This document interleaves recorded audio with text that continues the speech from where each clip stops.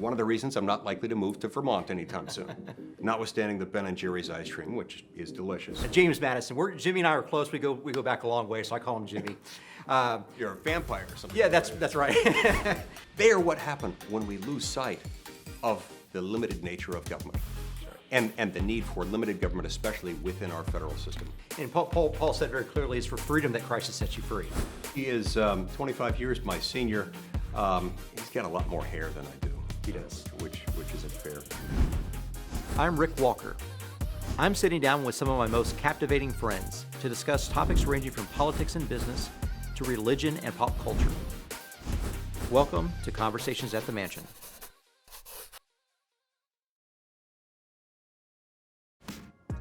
Senator Mike Lee, thanks for joining us. Thank you. Welcome to Texas. Oh, it's good to be here.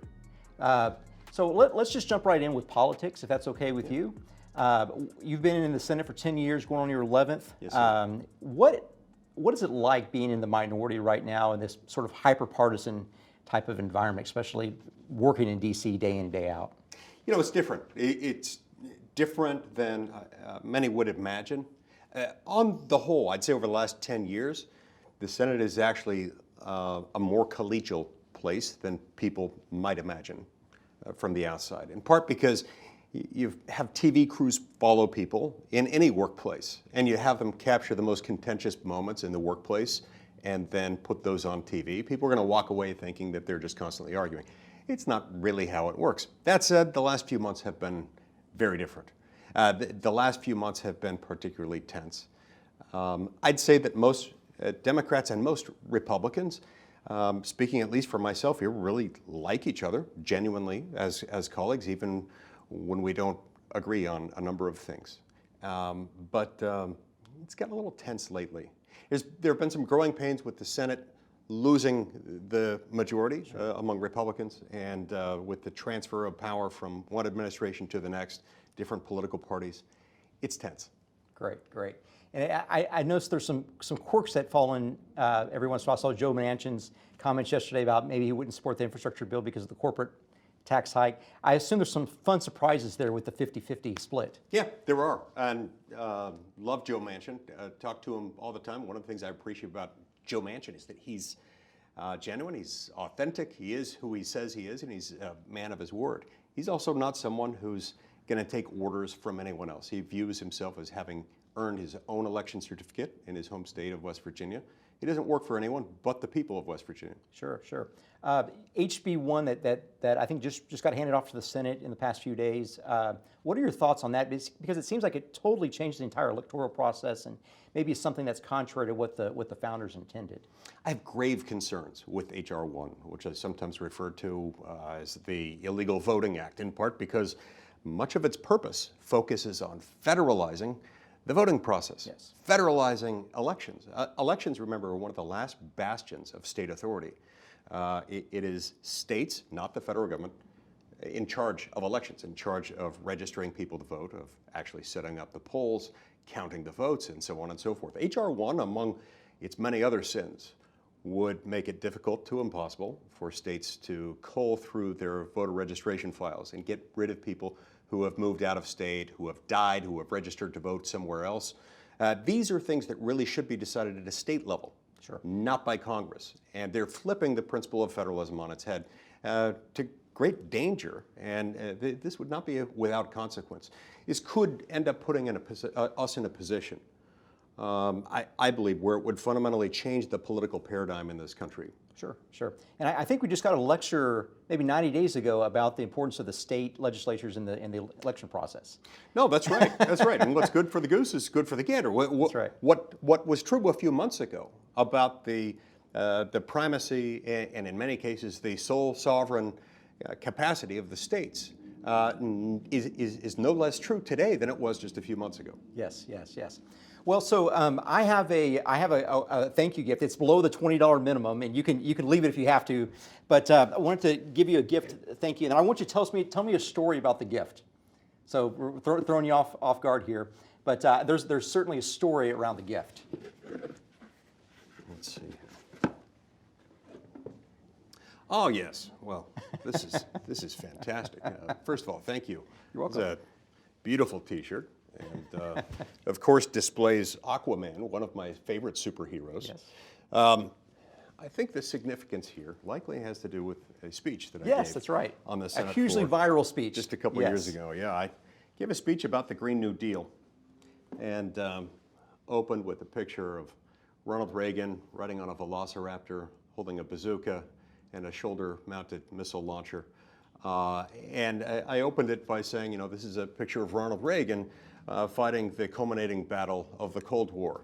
And then I, of course, went on to explain, well, there was no culminating battle of the Cold War. It was won without firing a single shot. And this picture and the story I initially told about it is therefore as fanciful as the assumptions underlying the Green New Deal. Sure. And then I displayed a series of images about how far we could take the Green New Deal, showing a drawing of a tauntaun. That's right, that's right, yeah.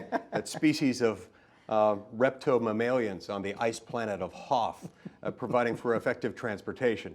I also showed a picture of Aquaman, given that the Green New Deal, according to its sponsors, would basically end air travel as we know it. So what then, I asked, would we do about places like Hawaii, where you can't really visit Hawaii without air travel? So I proposed perhaps seahorses. You know, that could be really fun. That's right. They're carbon neutral, they're totally natural, they're biodegradable, and all of those things. You know, it was funny. I didn't warn my family that I was about to give that speech. The biggest warning I provided was to my wife.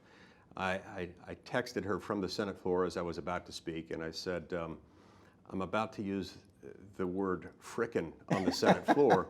So I borrowed a line from Austin Powers, sharks with frickin' lasers on their heads. I had some fun with that speech.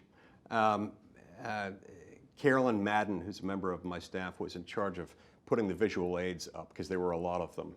And she got great props on YouTube. She was hilarious. Yeah, she kept a straight face through the whole thing, didn't crack up once. But you know, one other thing I'll say about that, one time I was, this was a good 6 months or so after I gave that speech, I was riding in an Uber somewhere, and this driver, a really young millennial guy, said, you know, I found something on YouTube that you might think was funny. He had no idea who I was. And I said, there was this guy, he was giving a speech somewhere, and he kept saying, Mr. President. And he was talking about like Star Wars characters and stuff like that. Yeah, I had to explain to him, yeah, I think you're referring to a senator giving a speech about the Green New Deal. And he said, yeah, that's it. So was there actually anyone in the chamber when you were giving that speech? Ted Cruz. Ted Cruz was in the presiding officer chair. And I was so glad that my friend Ted Cruz was in the presiding officer chair because, you know, he and I are dear friends and we get each other's sense of humor. And he was laughing the whole time. It was fantastic. And you did close with a serious thing. You said the solution to the Green New Deal, why we don't need the Green New Deal, is because of babies. If we make enough babies, there'll be enough ingenuity in the world, or some derivative of that statement. Yeah. And look, the thought there was that we do need people. We need to rely on human resources. We need to rely on the fact that human beings should be viewed by us as a society as assets, not as liabilities. Something like the Green New Deal or any march toward bigger government, toward socialism, inevitably culminates in our viewing human beings not as assets but as liabilities, and that's a tragedy. It is a tragedy.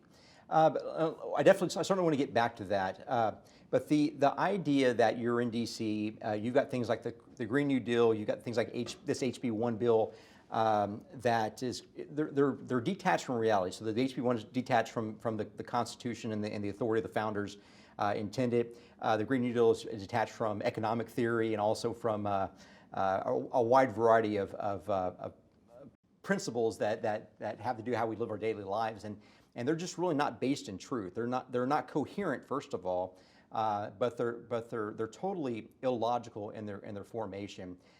Why do you think there's such crazy things coming out of D.C.? Do you think that it's maybe media driven? Do you think it's maybe instinctive driven? I know Dan Crenshaw, who we've had on a few days ago, said that there's this victim versus victor theory that's at play, and they try to victimize everything so they can ram through the legislation that they want? Or is it sort of like moral problem where they feel like they need to maybe bend the will and be able to accrue power in certain ways? Why does this crazy stuff tend to come out of D.C.? You know, it's a tricky thing. I think it's very difficult to unravel it and explain any one cause of it. My longstanding theory is that the twin pillars of any successful society where the human condition is allowed to thrive, they have to include free markets and robust institutions of civil society, especially communities of faith and families, and neighborhood groups, and things like that. As we've allowed government to interfere with both, with free markets and civil society, we've kind of placed more emphasis on government than civil society. And in many cases, we've elevated government to a status that it should never enjoy, a status above community, above free markets, above family. And in some ways, we give to government some of the reverence that ought to be reserved for the Almighty. That's right. That's of great concern to me. You remember in 1 Samuel chapter 8, when the people of Israel wanted a king. The prophet warned them, you don't want a king. This is what a king will do to your sons. This is what a king will do to your daughters. This is what a king will do to your grain, to your land, your property, and all of your other resources. The people of Israel continued to clamor for it, saying we want to be great like other nations. In some ways, that's what happens to us with a government. We become unduly awestruck by the things that a big government can do. After all, it can build big, huge buildings. It can create big new programs. It can even create really powerful weapons that impress and intimidate everyone. And when people become awestricken by that, and they start to think of government as being, almost invested with qualities of omniscience and omnipotence. Yeah. That in turn causes us to come apart and disconnected, and it causes us to do things we shouldn't do. Another thing that's happened there is that it causes us to deviate from the rule book of governments, which is this. Yes. This document, the U.S. Constitution, written in 1787 by wise men who I believe were raised up by God to that very purpose, because the God of Abraham, Isaac, and Jacob, even Jesus Christ himself, wants us to be free. He implores us every day to choose liberty over captivity, to choose freedom over bondage. He knows, and those who wrote this document understood that you have to split up power. You have to divide it. You have to protect the people against the dangerous accumulation of power in the hands of the few. So things like H.R. 1, things like the Green New Deal, they are what happen when we lose sight of the limited nature of government. That's right. And the need for limited government, especially within our federal system. That's right, yeah. And Paul said very clearly, it's for freedom that Christ has set you free. Like there's a purpose there to Christ's work. I think about I think it was Federalist paper number 51, James Madison. Jimmy and I are close. We go back a long way, so I call him Jimmy. You're a vampire or something. Yeah, that's right.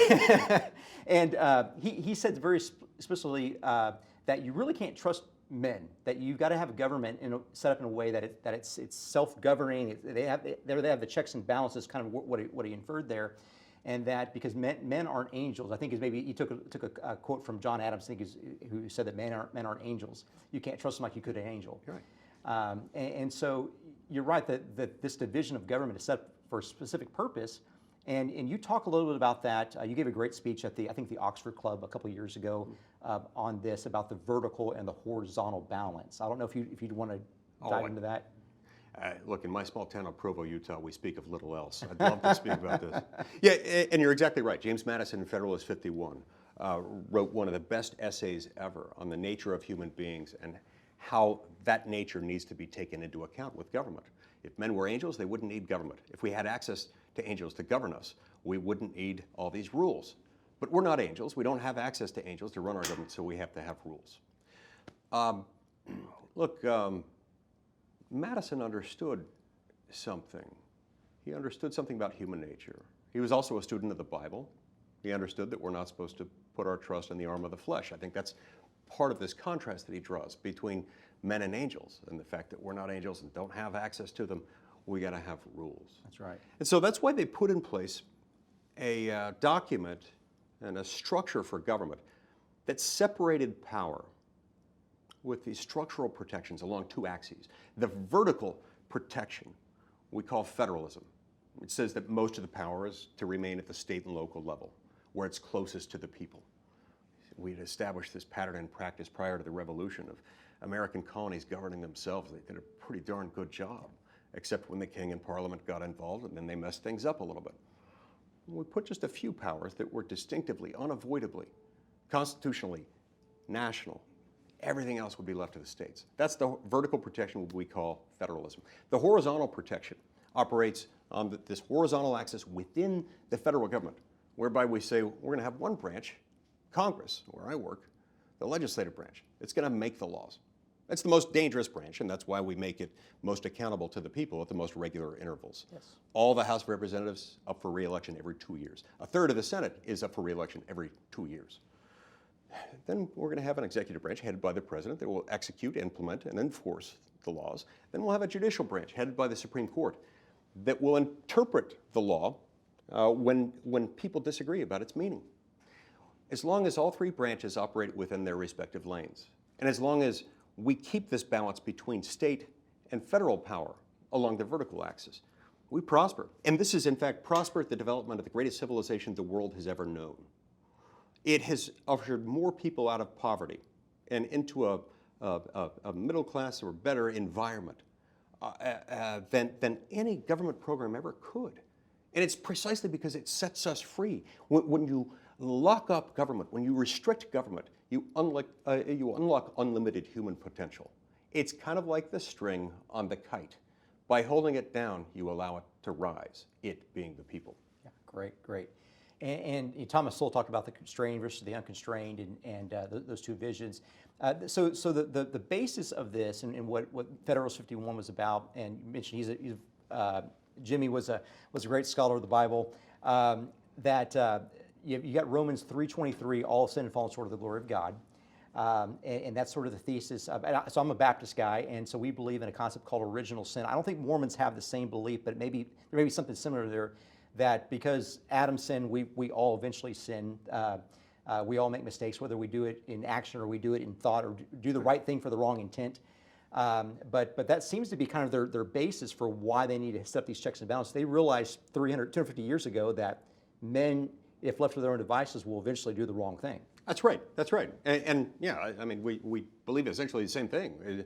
We're not responsible for Adam's transgression, but we are affected by it. He opened the seal to the condition of mortality. And all human beings, ever since Adam, have been in a condition where they sin, save one, that is the Lord Jesus Christ, who was sinless. All others are sinful. And that's exactly why we need these protections. That's right. Human beings are deeply flawed. We are redeemable, but we're also flawed. We got to take that into account with our system of government. That's right. That's right. So clearly, you're a constitutional scholar, and some of us like to be constitutional amateur readers. I guess definitely not scholars. Look, constitutional amateurs are 1,000 times better than constitutional scholars on any day. In part for that reason. And in part because I really am just an amateur. I put myself in the amateur camp. So I want to know what your thoughts were. You were on the short list for Supreme Court when Cavanaugh got the call up, and obviously he did not have a fun time. I want to know what was going through your mind whenever you were watching those hearings. I was just trying to help him get through. Yeah. And what was on my mind was there were accusations raised against him. The accusations, if true, would have been troubling to many, and our job was to figure out whether they were true. And in deciding whether any accusation is true, you evaluate the nature of the accusation and the nature of the accuser, and you look for any corroboration that you can find from the accuser. The circumstances that Dr. Ford described were tragic. We could not find a single witness to corroborate any detail associated with that account. Not a single witness could even corroborate that the gathering in question ever occurred. that was sad. It made me sad for everyone involved, including and especially Brett and Ashley Cavanaugh. Sure, sure. You feel like you dodged a little bit of a bullet there. It seems like they would have come after anybody. I mean, he's clean. The guy's clean. Yeah, and look, they probably would have come after anyone, and we know that because they do. Yeah. And that's one of the great tragedies about this process by which we have deviated both from the vertical protection of federalism and from the horizontal protection of separation of powers. The net consequence of this, as it's been happening under the leadership of Republican and Democratic Houses, Senates, and White Houses of every conceivable partisan combination over the last 80, 85 years, is that we've inflated certain parts of the government, especially the federal government. We have downplayed, the legislative branch has itself, in seizing this power and moving it away from the American people to Washington, D.C., has then insulated itself from the American people by handing off more and more power, usually to the executive branch, sometimes executive branch bureaucrats, sometimes the White House itself, the president himself, and in other cases it defers blindly to the Supreme Court for things that aren't necessarily the Supreme Court's decisions to decide. So as a result, people wrap themselves up far too much. Their identity is determined by who holds certain offices in Washington, D.C. In particular, who occupies the White House and who sits in the seats behind the bench in the Supreme Court. Has the administrative state, the deep state, has it become more powerful than the president himself, or is it trending that way? In some ways, yes. Okay. In some ways, it has, and it's of great concern anytime you have self-perpetuating interest within government that is itself immune from, insulated from elections. And so, yeah, the deep state, if you define it, as I certainly do, is that part of the government that isn't accountable to elections, and that part of the government that finds a way to persist in doing whatever it wants to do, regardless of the outcome of elections, and actively resists the direction of the Congress and the presidency. Yeah, it's a big problem. Sure. And we've seen that over and over and over again, especially when you've got a perpetual DC workforce that tends to lean overwhelmingly left. Look, these folks, I'm not sure why, it's kind of like the same reasons why certain professions, including journalists, and including career bureaucrats, they tend not to lean right. And so it's as though when a Democratic president comes into power, the career civil service bureaucrats are there ready to help, advance, propel, and even accelerate the president's agenda. Yeah. When it's a Republican president who's elected, they're there to insert the control rods to make sure as little happens as possible, and they do. So your most recent book, Our Lost Declaration, you cover the sort of the build-up to that, where you would have governors walking into state houses. I think maybe the House of Burgesses in Virginia and maybe North Carolina, as memory serves, between maybe 1765 and 1775, and just walk in and say, "You guys are done." Yep. Yep. And it seems like that had a huge impact on our founders.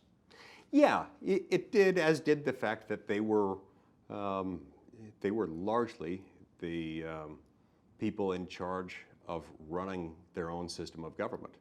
So during the colonial era and during the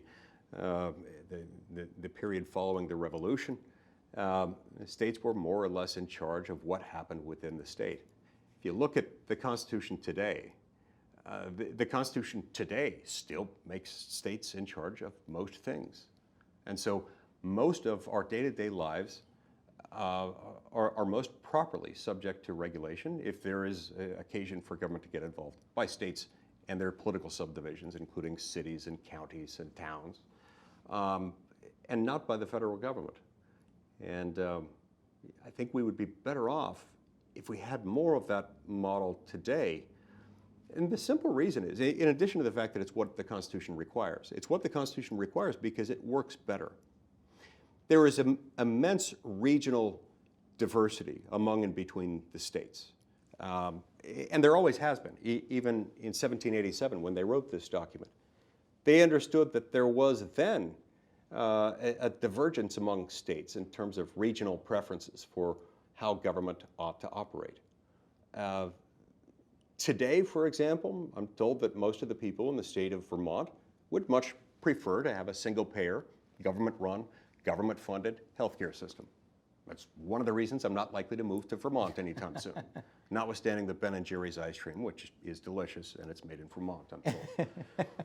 But And the Utah powder, by the way. Right, right. Yeah. Exactly. Now, Vermonters ought to be able to go where they want. Utahns wouldn't prefer to do it that way. Neither would Texans or Wyomingites. People in other states have different views, but the people in Vermont would be able to get to a single-payer, government-run, government-funded healthcare system much more effectively, efficiently, and quickly if the federal government weren't occupying such a gigantic space within healthcare. Yeah. That's part of what we've gotten wrong, is that federalism, when we properly follow it, allows more Americans to get more of what they want out of government and less of what they don't want, less of what they fear, less of what would harm them. That's right. And Frederick Bastiat could his books could be circulated in D.C. Probably wouldn't do too much damage. We need Bastiat today, perhaps more than ever. Yeah. Friedrich Bastiat, did so much and could do so much more if only we would read him as a society, if only he were required curriculum in every school to help explain what government is and what it isn't. That's right, that's right. So when you go home to Utah, you're the senior senator, Mitt Romney is the junior senator, and but he's 25 years your elder. Yeah. So the clear question is, do you ever pull rank? Like if you guys go out to eat, do you ever make him pay the bill? No, I think he would say, Mike, since you're the senior senator, you're going to have to pay the bill. and I'd also note that although he is 25 years my senior, he's got a lot more hair than I do. He does. Which isn't fair. But as he told me, has told me many times, he said, at my age, I really do like any title that comes with the name Junior. So That's hilarious. So you endorsed Senator Romney in 2012, and so did you know him before that? no, in depth? not really. Had met him a handful of times. Okay. Didn't know him well, Okay. but have gotten to know him certainly much better since then, since he's become my colleague. But yeah, I endorsed him in 2012. I don't remember exactly what stage it was at. I don't know if he formally had the nomination. It was pretty clear that he was going to get the nomination by then. I was slow in making a nomination that year, in part because as is now becoming the norm in my life, I knew a bunch of people who were in the race. I had a number of friends who were in the race, including my former boss, Jon Huntsman Jr., who is, remains to this day a dear friend, and Ron Paul, the father of my dear friend Rand Paul, was also in. So yeah, I waited until it became pretty clear. Didn't want to upset any friendships that I had built over a long period of time. Sure, sure. In 2016, you endorsed Ted Cruz, kind of out of the gate. I mean, there were a number of other folks still in the race, obviously. Was that primarily from friendship or ideology? What made you pick Ted Cruz? Well, it was both. Okay. It was both, and it was also a circumstance in which I could see. I had a number of friends, a number of colleagues. It seemed like at times I felt like maybe the only Republican senator not running for president. But it became apparent to me that Ted was in a very good position, potentially, to take the nomination. He was polling number 2 or number 3 when you endorsed him. Yeah, he was.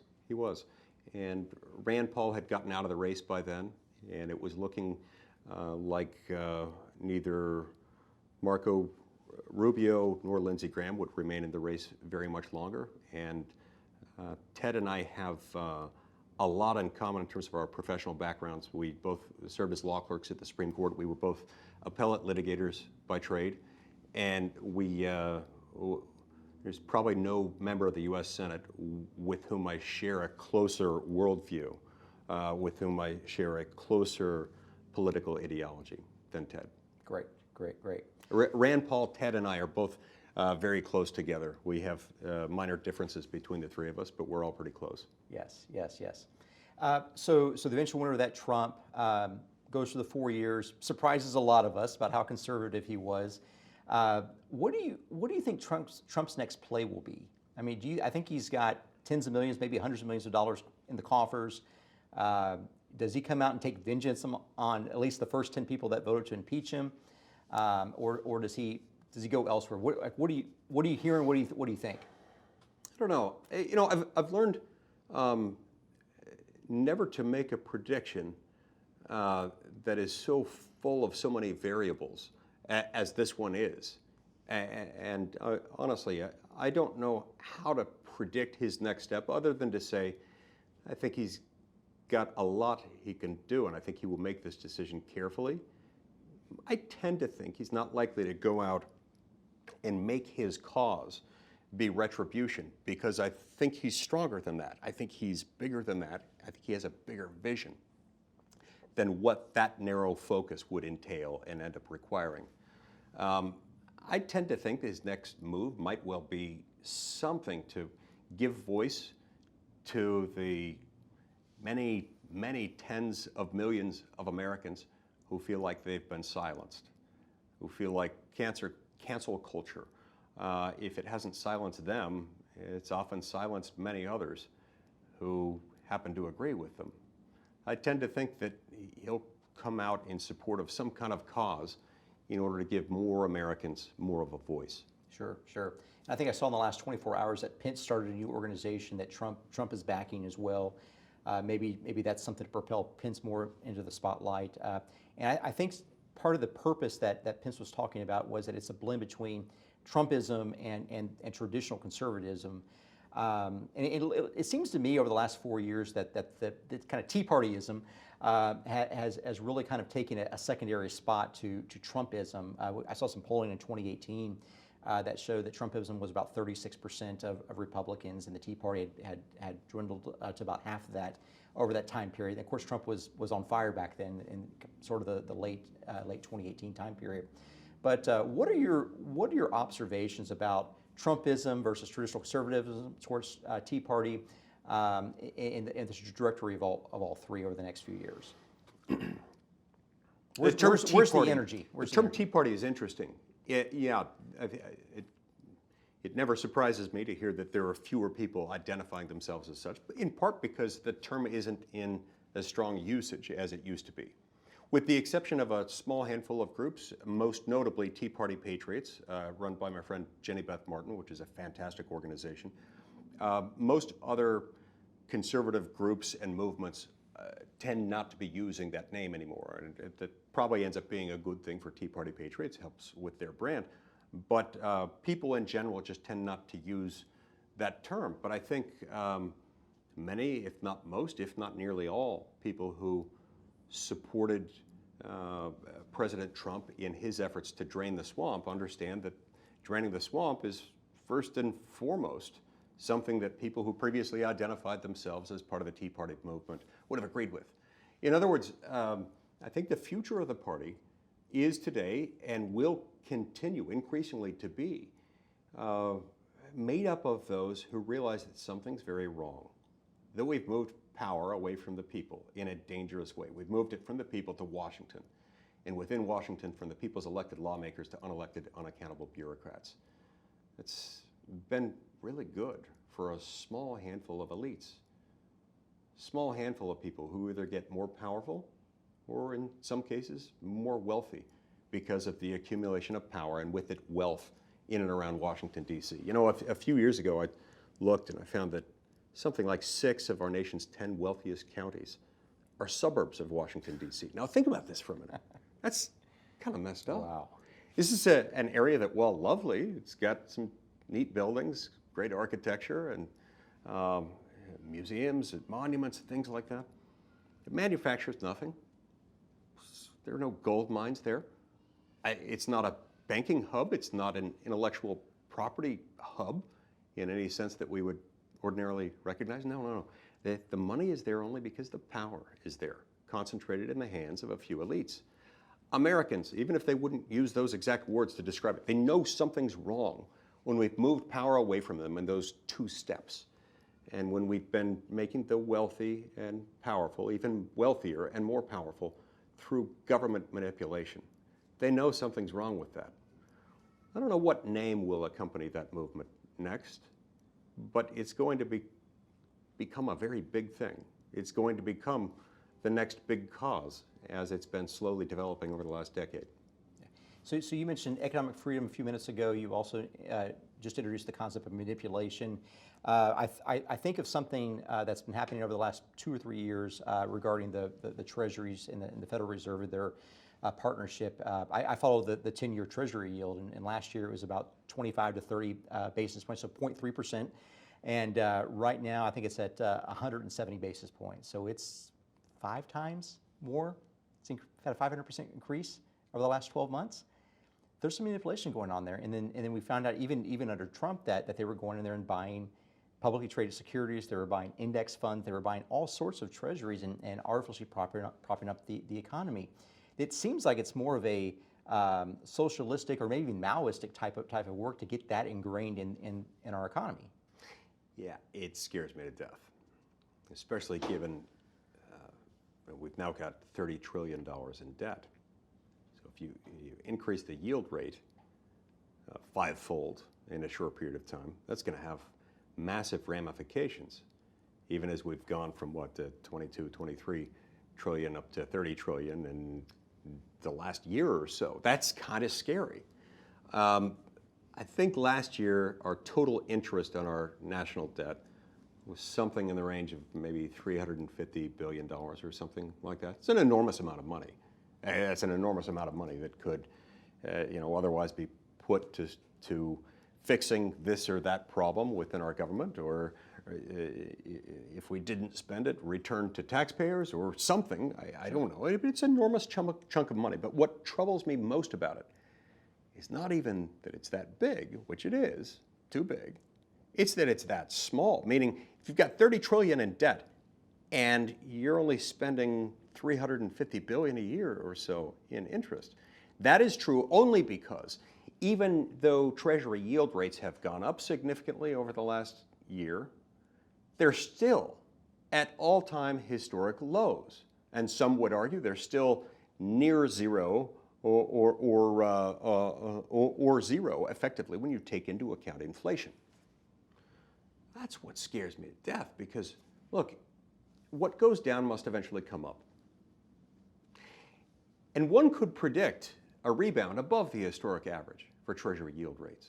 But let's assume that's not even going to be the case. Let's just assume that we go back to our historic average of Treasury yield rates within the next few years. It'll only be another year or two after that. Once that happens, before we go from spending about $350 billion a year to well over $1 trillion a year, just in interest on the national debt. That delta between what we're paying now in interest and what we'll be paying then in interest, on par with our entire Department of Defense budget. Where are we going to get that money? There's not a tax increase fathomable that could produce that amount of revenue overnight without simultaneously depressing economic growth, leading to less revenue the next year. You could always say, well, we'll just print more, we'll just borrow more, we'll find some other way to tax. Any one of those things will have adverse consequences, and you know what? Those consequences will be felt more by the poor and middle class than anyone else. That's right. That scares me. That's right. That's right. I received an email last night from a friend of mine who's probably worth maybe $100 million, and he forwards this email from me from the SBA that says, hey, you've got 30 some odd businesses. You took an EIDL loan out for one of them, emergency, for the maximum $150,000. If you want to, you can reply to this email, and we'll put you back in the queue, and we'll increase it up to $500,000 per entity. And we'll give it to you for, I think it was 48 months, interest-free. No payments for 48 months. Interesting. That is just excessive in nature, and you see this sort of outrageous spending in this debt encumbrance that they're putting upon the people right now. And what it looks like the Great Reset is underway. I don't want to be a conspiracy theorist about it, but you've got the COVID shutdowns, you've got this absorbent amount of debt. It's basically being placed on the federal government and also on the population, and it's being just handed out. And if you're a business person, if you don't take this money, you're being inflated your way out of your current currency that you have on hand. Badly inflated. And look, saw a chart recently showing the increase in the M1 money supply over the last few years, last 4, 5, 6 years, and then in particular over the last year. It's stunning how much more currency we have in the M1 money supply category than we had just a few years ago.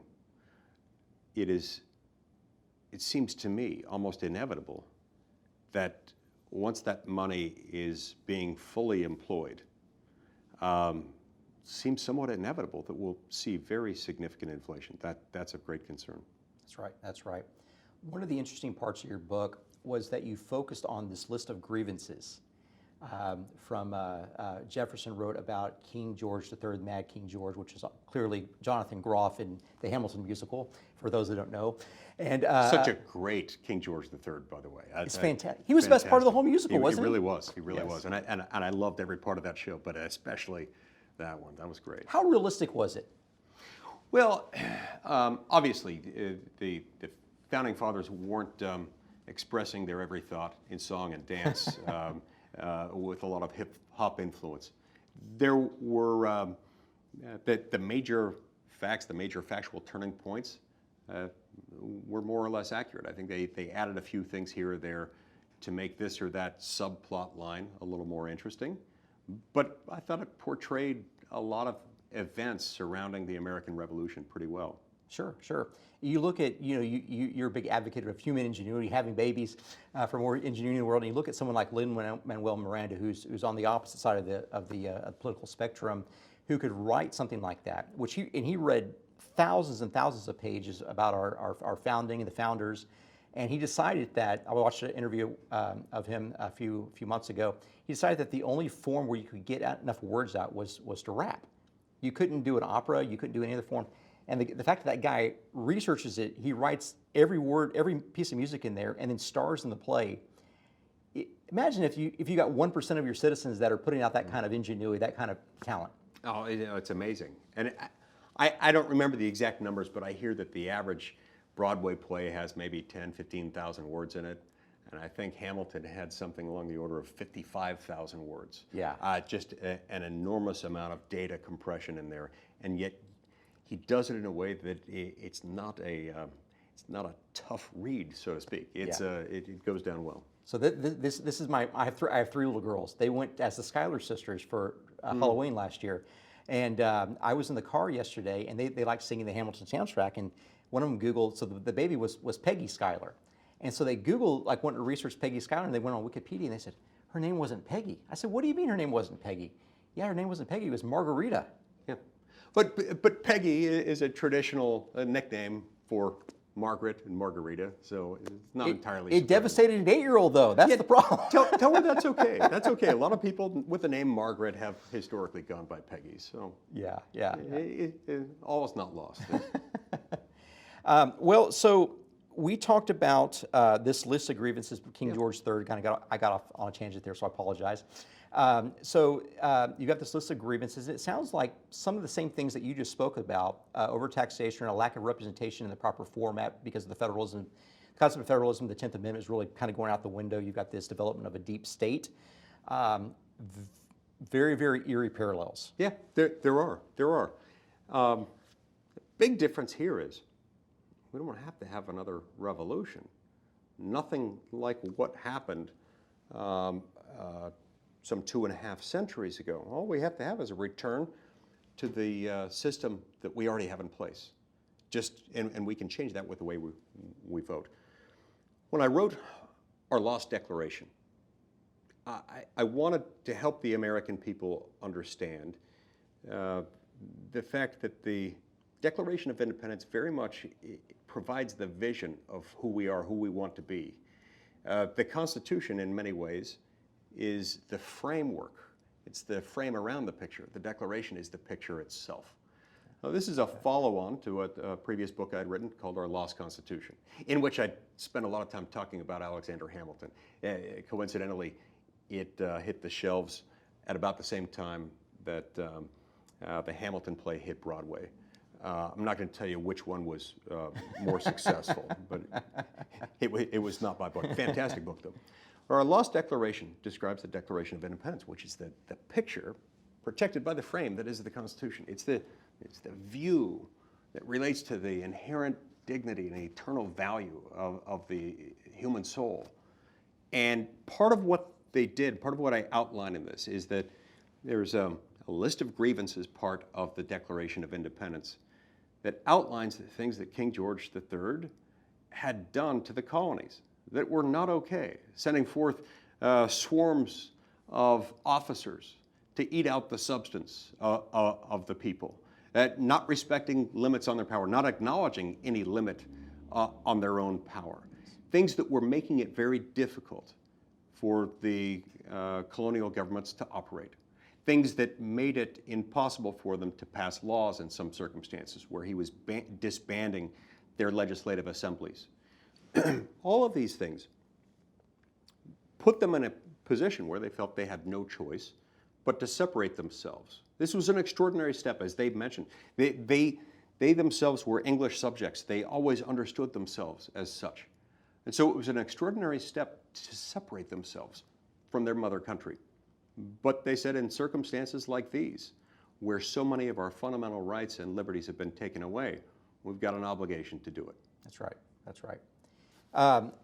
I want to talk a little bit about what you read, because clearly you've got wide knowledge in different areas. You clearly have read a little bit about your faith, whether it be in Scripture or other places. You've read a little bit about history, probably a lot about history and the Constitution, and obviously economics as well. But what do you enjoy reading the most on a Saturday afternoon or a Sunday afternoon? Okay, so fiction. Not too long ago, I read a book called Where the Crawdads Sing. Okay. Yeah. I don't remember the name of the author. My wife started reading it, and then I read it after starting the book with her. It was fantastic. I read a book a couple of years ago that I quite enjoyed called Half-Broke Horses. The same author wrote another book called The Glass Castle. Yeah. I can't remember her name either. Fantastic. So I like fiction, but I also like historical books and nonfiction. I really enjoy, this is weird of me, I know, but I really enjoy from time to time revisiting classic masterpieces like Alexis de Tocqueville's great work, Democracy in America. Every so often I'll pick up that book and reread it. And it reminds me of what it is that has separated this country apart from others. And it really is its civil society and its free markets more than it is its system of government. We sometimes think that the government is synonymous with the country, and it's not. The subtle but very clear takeaway from Democracy in America is that it worked here in ways that it has failed so many other places because we didn't make it all about government. Because we understood that the true power resides in the home and at the neighborhood level, at the community level, within our faith communities. The government is there, to make sure that we don't harm each other, that we're not attacked from the outside, and that we don't steal each other's property. But the government doesn't define us, and that's part of what Tocqueville recognized as separating us apart from others. I love reading the Federalist Papers, and from time to time I'll pick them up and I'll read a Federalist paper here or there, because that's important material for me to be constantly reading and rereading as part of what I do for a living. Sure. It's a reminder of what operates in what way with the federal government. We've talked about Federalist 51 today, one of my very favorite parts of it, talking about human nature and the fact that government is just an exercise in human nature. It reveals what it is, that we're not angels, we don't have access to angels, so we need rules about government. I love Federalist 45. Federalist 45 says that the powers of the federal government are few and defined, and those reserved to the states are numerous and indefinite. I think Madison would freak out a little bit if he saw that today we've kind of turned that principle on its head. I like Federalist 62, especially the part in which Madison explains that it'll be a little benefit to the American people if their laws are written by individuals of their own choosing, if those laws are so voluminous and complex and ever-changing that people can't read and understand them and be aware of them from day to day.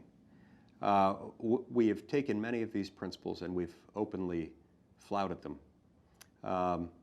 Anyway, I enjoy reading things like that. Sure. It makes me happy. Yeah, yeah. I think one of the funny things, I was thinking about your comment about Adams and his talk of angels, how if we were angels, he could trust us. But I think it's 1 Corinthians chapter 6 where it says that we're actually going to judge the angels. Yep. And kind of a unique twist there. Yeah. Well, we all have a role to play. All of God's children have a role to play, and we have responsibilities, regardless of whether we're aware of them at any given time. And I think every one of us has a responsibility to look out for the safety and well-being of everyone else. There is immense harm that can come from government itself, for the simple reason that government, best understood, is the official collective use of coercive force. Yes. Under the imprimatur of state authority. That is a scary thing, and that's where we ought to guard against erosions of liberty, most that come from governments. Yes, yes. Chesterton said the scariest thing that someone could hear is that, "Hi, I'm from the government. I'm here to help." Yes, indeed. I mean they're the worst people to be helping. Right. They're exactly who you need to count on when you need, an army or a navy, when you need to fight a war. You can't do it without a government. That's right. Maybe some free trade every once in a while. Some trade agreements. At a state and local level, you need police. But the more things you put into the government basket, the more contentious it's going to become. That's right. And if you make the government the arbiter of who should have what in terms of material possessions, government's not going to be able to do that well at all, and it will end up undermining the very purposes it's there to protect. That's right. That's right. I think you mentioned the divinity of God earlier and a little bit of inalienable rights or unalienable rights. I think there's two different worldviews, and they're generally on the opposite ends of the political spectrum. One is on our side where we think that our rights are inherited from God Almighty, and we then delegate those to the proper governmental authorities how we deem fit, and that we're wise because He gives us a drop of His wisdom. We love because He gives us a drop of His love. We have a little bit of the immortality inbred in us. None of us really think that we're really going to die because our Father thinks that He knows that He'll never die. Christ, I'll use the famous Lewis line that you hear around Christmas time.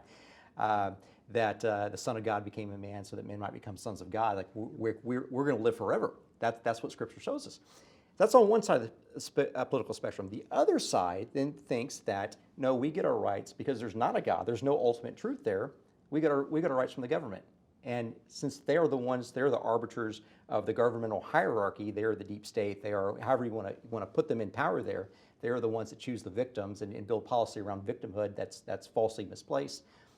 Then that's where we get our rights from. And I think those are the two worldviews that we've got to figure out a way. How do we mitigate both those and get them to work together again? Yeah, look, I for one don't ever want my rights, my inherent worth as an eternal being attached to a government. Because when I'm attaching it to a government, I'm attaching it not to an abstract concept so much as a group of people who at any given moment wield power. Human beings are flawed. They're redeemable, but they're flawed. That's right. We don't want to put our faith, our eternal worth in the hands of mortals. In fact, I believe God doesn't want us to do that very thing. And I think we undersell our own value when we do that. in many ways it feels to me as if, I've long wondered why there are so many examples in the Bible, particularly in the Old Testament, about idolatry. It seems to be such a consistent warning. And as a child, I often wondered, gosh, it's not really an issue today, or at least not in America. Why do we need to focus so much on this stuff? In some ways, I think if we're not careful, we can turn government into the new idolatry.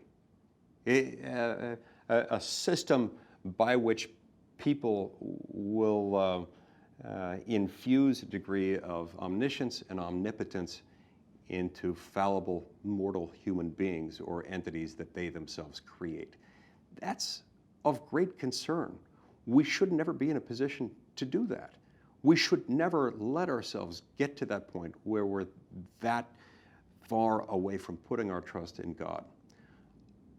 Our dignity, our significance, our worth, our status as immortal children of an all-knowing, loving, all-powerful God certainly deserves more than what can be preserved if you put it under the control of a government.